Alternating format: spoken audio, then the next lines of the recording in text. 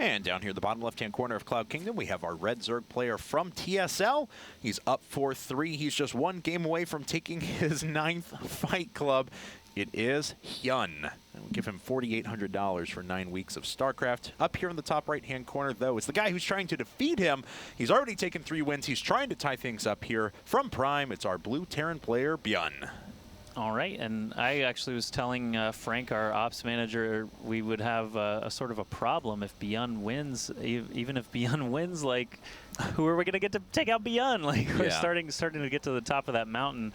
And like I said earlier, there are still a couple of Codes champions lurking out there, but really the field is getting narrower and narrower as we keep throwing up players to HyuN, and he keeps eating them alive. Yes. So, I mean, we're going to have a tough situation no matter what, whether HyuN or Byun wins. But at least if Byun wins, there are a lot of Zerg players out there that we haven't had on yet that we could actually put back into consideration. So it kind of opens up a whole nother slew of players if Byun does. We haven't even mentioned some of the other TSL Zerg players that are there too.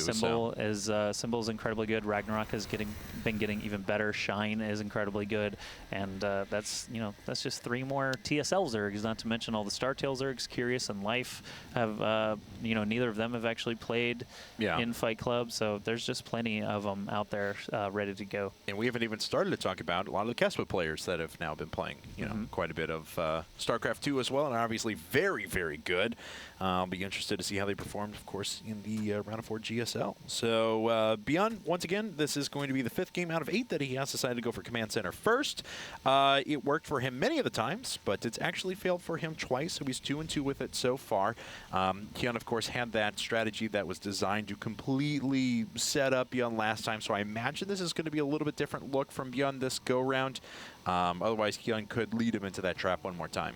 Yeah, could be. But with HyuN doing all of his normal timing so far, there's no reason to get suspicious just yet. Byun is just doing what he likes to do, and if he can stay alive, that will give him better odds at actually defeating HyuN. So might just want to play defensive-minded. Again, he does actually like to switch it up as well a little bit so that HyuN doesn't get too comfortable and then, set up those huge traps like he did in the previous game. But yeah, right now, everything looking pretty normal. The drone most likely is not going to get this SCV kill unless something crazy happens, and he will need to get out of there. Oh, he might get it. 7 hit points, and he does not, and the drone goes down. He was actually being repaired up and attacking at the same time, I should say. But okay, he's still done a little bit of damage as that command center was kind of left alone for about 10 seconds, but not too big of a deal. Again, single gas coming up for this. No, all right. Byun actually switching things up a bit. He had been going single gas into 3 racks in a factory at the same time, but he's maybe reacting to what he saw last time and putting up a second gas much, much earlier. Could this be the first actual intended Banshee build with Cloak that we've seen out of Byun? I think it is possible. The other time he built a Banshee, he did fall prey to a ton of roaches inside of his base, but obviously Banshees are a little bit standard now in TVZ, and Byun really has not given it much of a shot yet. And HyuN's got a game to give, and that's a big thing when you're at the end of a long best of, so HyuN could still throw some sort of a weird, bizarre look at his opponent. He's not done anything to indicate that quite yet. Everything's hitting at about the right time, and he should be taking a third base within about 30 seconds or so. If he does, we'll basically be on the lookout for a Roach Warren immediately after, and then followed by Baneling and Lair combination, followed by either Ultralisks or that Spire. But so far it's been only 1 game with Ultras really, and then after that it's either ended in the mid game with Roach Ling or gotten to that Broodlord point. But Byun has shown that he actually can deal with Broodlords pretty well with mass starports. I believe that was Ohana. Did he actually manage to do that one? So we'll see how this kind of evolves. That starport is done now. The tech lab is done. So Banshee is going to be operational here soon. And things are just the same for HyuN so far. I like this look from Byun, though. I think it's the right time to do this, especially if he's able to sneak this past here, although it's going to be very difficult to do so because the Overlords are in such good position. if he can get the Banshee through there. HyuN was the first few games preparing for Banshees exclusively, then kind of tapered off and hasn't prepared for them at all the past few games. Now he still gets his double engineering base at about the same time so that he can prepare for this such timing that's coming up right now with Cloak Banshees that you see almost out of every Terran player.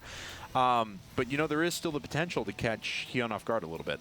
Yeah, with the first Banshee going to be popping out soon. Cloak will be done by the time it arrives. You can see the double Evo chamber coming up for HyuN, as you mentioned. 5 roaches coming out for him as well. These are the just-in-case roaches, the stay-alive roaches. He's not going to be attacking, most likely. He may go hang out at Xel'Naga Towers with them, but in most cases, he is just going to hang back with them as he gears up for that mid-game sort of transition into mass units. But the first Banshee is actually in range of vision just for a moment.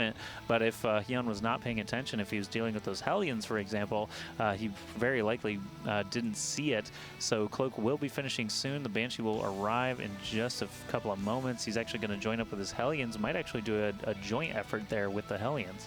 I think he's doing the right thing, though, and trying to skirt the vision as long as possible so we can prevent those from being constructed. And he still is out of view here, going all the way around the edge. So he's going to have a few seconds where he's going to be completely unimpeded. And, oh, the Banshee's shown itself, and HyuN knows how he has to react. At the same time, the third base is actually going up for Byun. He's finally going to cloak, and he's going to take quite a few kills with him. Yeah, and he's got the drone kills actually queued up. That makes sure that the Banshee doesn't just shoot, you know, several different drones one time each. It does take 2 volleys from a Banshee to kill a drone, so HyuN is going to pull everything into the range of these 3 queens. There is going to be a Spore Crawler done in just a moment, but I think he can get another 3 to 4 drone kills. The Hellions moving in now as well. That was a great move from Byun, getting all the drones into one position for those Hellions, and there's not a lot of defense here because HyuN moved all of his just-in-case roaches that I was talking about up to the 3rd of Byun. That's right, and Byun is doing some considerable damage here. He's already killed 23 workers. Byun, so good. Now these roaches are going to town on the command center, but it looks like they're being cleaned up by another Banshee that's flying overhead, so that's actually not going to be that big of a deal. And if a queen goes down on top of that, that would be devastating. And the queen is going to fall. Come on, Byun, one last shot. There you go. And he does get it, but 16 more drones actually were in production at a time. He's just replacing almost all the drones that he lost already, but Byun is ahead, 51 workers to 45. +1/+1 is coming along on the way now for HyuN. I don't think he had his Baneling Nest completed anywhere. I don't believe so. He normally puts it up about this time, and he can't. He had to deal with that issue a little bit too much. Had to build some Spore Crawlers, so he hasn't had the chance to build a Baneling Nest yet. He is going to force a lift, so at least he has that, but he is probably going to lose the majority of these roaches before they get back. Yeah, he wanted to kill it before it was finished completing, or before it was finished building, but already, you know, Byun had his SCV in position. He's coming back through, trying to roast a few more drones, and does manage to land 2 or 3 more. Yeah, it looks like 26 workers killed. It was 23 a second ago. But still, good economic damage has been done. There's a 3rd base in place now for Byun, and he should be able to repair that up momentarily. He's looking pretty good so far. These Banshees have really paid off. Yep, and Byun actually is building another command center now. That armory is coming up as well. You can see a string of production tab all the way out to the middle of the scoreboard there. So he's doing what Terran do, just investing a little bit in 10 different things. Eventually, he will have, you know, that one highly upgraded Death Ball sort of force later on. But right now, he's done actually way more economic damage than he's done in any of the previous games at this point in the game. He's kind of not needing the survive longer build when he can just get over there and kill, you know, 30-ish drones with these Banshees and Hellions. Well, if he keeps executing this way, maybe we will have that first person to score 4 wins against HyuN. Byun's looking pretty good so far. Like we mentioned before, he does have that 3rd base up. He's already repaired it up quite full in health, starting to get some gas mining on it at the same time. And, I mean, look at that. His infrastructure is great. He's got 8 barracks. He's got 2 factories. He's got a starport. He's already got a 4th base done. So there's a lot going for him at the moment. Right, and with these 2 Banshees just hanging out, obviously they're going to drop a skin, kill a couple of creep tumors, keep HyuN sort of pinned inside his little 3-base area here. +2/+2 on the way for HyuN, as well as his pathogen glands. He is getting another hatchery up as well. Baneling speed is on the way, lots of lings being produced, but otherwise Byun on the other side just making more Marines and medevacs like we've seen him do in the past. That +1 vehicle upgrade is setting up for tanks eventually, but Byun actually likes to go a little bit lighter on the tanks, likes to go heavier on Marines so that you can keep those drops going all the time, and the medevacs will be even more potent. Fourth base and a macro hatch coming up for HyuN at the same time. He sends out a Roach Scout to die. And Byun, how many attack units has he made? He's got a lot more well-rounded force this time. He has been a bit heavier with those tanks you mentioned, so we'll see what he can follow this up with. But his presence has just been so good so far, picking off all the creep tumors, making this creep proceed. I don't think he's going to be able to. Now, I think he's going to lose a Banshee. No, he gets out of there just in time. No Queens were even close to being in position. And he baits another Queen up, and just a couple more hits, he'll be able to take it out and gets it. Unbelievable. And Byun is actually staging up some forces at the Xel'Naga Tower as well. He might actually be gearing up for a drop. Another Queen falls. The Banelings obviously unable to help now. They cannot jump off the backs of the Roaches or anything like that, although it would be cool. This fourth base is in trouble. There's just not much anti-air here. The Infestor is going to scoot along and actually drop a Fungal, kill one of the Banshees, but he will need more to kill off the second one and keep that fourth base alive. And he just baited almost every one of the Infestors, all of their energy out. Look at that, 4 Fungal Growths to clean up these Banshees that were already cost-effective. Yeah, and now Byun is moving in with lots of bio units and these 2 medevacs, so he can scoop them up while the Infestors are away on the other side. The Hive is coming up now for HyuN, so he will be able to start working toward Broodlords or Ultralisks. Haven't really indicated yet which one he wants to do. Sensor Tower coming up for Byun. Haven't seen that since the first game, I think, or maybe the second on Daybreak. Yeah, it was the second game, but either way, getting +3/+3 upgrades, just churning out those Marines, trying to get to max so that he can start to move out, and he is actually nearly there. Yeah, I mean, and he has pretty good dominance over the Xel'Naga Towers in the middle of the map as well. It's going to be a very difficult task for HyuN at this point with how entrenched Byun is, especially with all that energy that's already being taken away on the Infestors. Now, though, 4 more Infestors have joined, so there are Fungal Growths to go around, and it looks like the initial Infestors are about 5-10 energy away from saving up. Okay, we have 2 things going on at once. We have this push over here with all the Marines. We also have the drop over at the left, and it looks like the Spore Crawler is taking out the medevacs, so these Marines are alone, but they may be able to get the rest of the units in position to do the damage. That Marine has 1 health, and he's going to get multiple drone kills. If HyuN doesn't realize it, he's going to just rack up those worker kills. Either way, we do have the same sort of thing that we saw from Byun before, where he spreads all his units back many, many yards so that the forces kind of throw themselves all at the first wave, but actually he is going to get caught with that Fungal, and HyuN is going to clean up this entire force out in the middle. Pretty crazy engagement for HyuN to be able to kill all that. I want to know where the rest of Byun's forces were. If he had everything together, he would have just smashed that engagement, but everything's sitting back at home. A little bit curious about that. Don't think he was that far ahead that he could just position himself out in the middle of the map, do whatever he wants. Oh, and look at that. Actually fungling and pinning that medevac in position. It looks like these infested Terrans are going to clean that up. So Byun now has to play a bit on the defensive. So a couple of kind of careless mistakes from him there. Yeah, that was kind of interesting. He was maxed, but that big column that HyuN actually attacked into was only about half of his force. The rest were split up in drops or back at the base just being produced or being, tied up in production. You always have to keep in mind when you see the supply count in the top right, that does take into account all the units being produced. So for example, right now, 2 medevacs, 2 tanks, and it was 8 Marines just a second ago, now 12. That's a ton of supply tied up that's actually still in production. You got to keep that in mind for the Zerg players as well, that a lot of that supply is being used in cocoons and larvae instead of actually being on the field. But a Spire is coming up now and an Ultralisk Den, so HyuN is going to give himself both Hive options to switch to. Okay, 3-3 upgrades just finishing up now for the bio units of Byun, and that's going to be a pretty good time to go. But if he gets caught out right now, there's about 13 seconds before he has that upgrade advantage over his opponent. Oh, and that's exactly when HyuN's going to move in. Okay, HyuN backs up, and that is going to buy enough time for the upgrades to finish up. That is actually pretty fortunate for Byun there. And he does have a good tank spread once again, but look at this back at home. There's so many forces he doesn't have gathered up. Yeah, they're just kind of spread all over the place. I was talking about earlier, making yourself look bigger than you are, but the problem with that is if HyuN does actually manage to get all the way through that, then there's just no forces left, and he can continue moving on all the way to Byun's main. And it looks like these Lings are easily going to be able to deal with the siege tanks. The Infestors are going to move up, and Banelings, that actually looked like the Infestor just spit on all those I know. and fried them, but obviously Baneling did connect. But another drop happening from Byun. He's trying to equalize. He keeps losing a lot of forces, but he's still ahead on supply because he keeps doing these hit and runs. Look at HyuN's production. He had 17 drones at once because Byun is being so active in these mineral lines with the drops. That's true, but he's giving time for HyuN to stabilize, and that's exactly what HyuN wants. He's still been moving ahead with his upgrades. He's still got a greater Spire coming out. He's still on equal basis with his opponent, so Byun kind of let his foot off the gas after the amount of damage he inflicted at the beginning of this game. He should be much, much farther ahead than he is right now.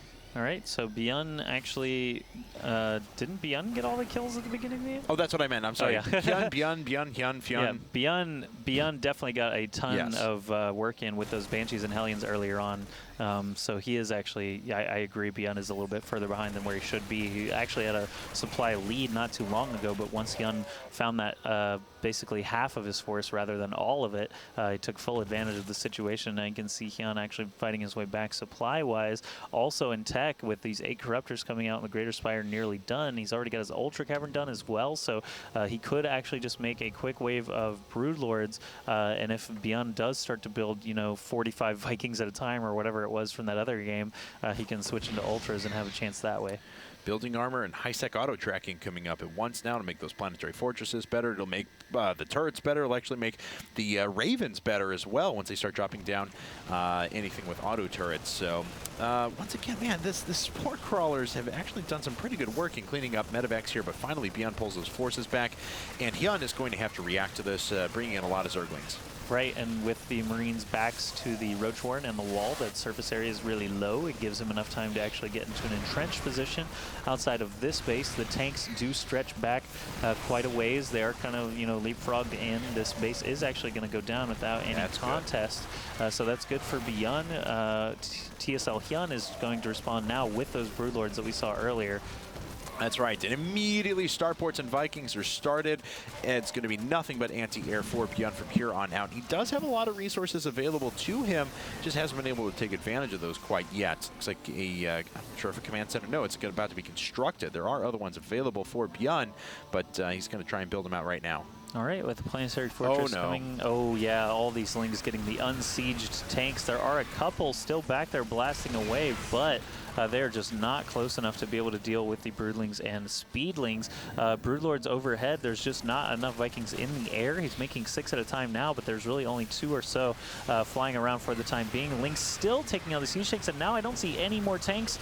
There are a couple on the right side, but they're not sieged up. They are trapped by the Fungals. Infestors doing a great job there, allowing the Banelings to get in, and now the Broodlords are basically uncontested. There are enough Lings and Roaches on the ground for support. The Queens are coming in now to be able to drop transfusions, and all the Fungals really, really doing a lot of great work for the Broodlords to actually come in and do the bulk of the damage. Yeah, I mean, they're starting to siege up this base off to the right-hand side. Now, of course, Byun's not doing a lot of mining here, and it hasn't disrupted his unit-producing structures quite yet, but it is putting him in quite a bind as he can't get those Vikings in position quite yet, and hasn't been able to chip away at this at all. Loses a command center. Yeah, losing that command center there, that orbital whatever it was actually getting taken out. Fungals still dropping everywhere. Those Infestors have so much energy from working all game, actually just being out for so long. All these Vikings coming out now. Corruptors are trying to deal with them before losing all the Broodlords, but the Broodlords are doing just so much damage. There's 16 Marines coming out at a time, but since they are coming out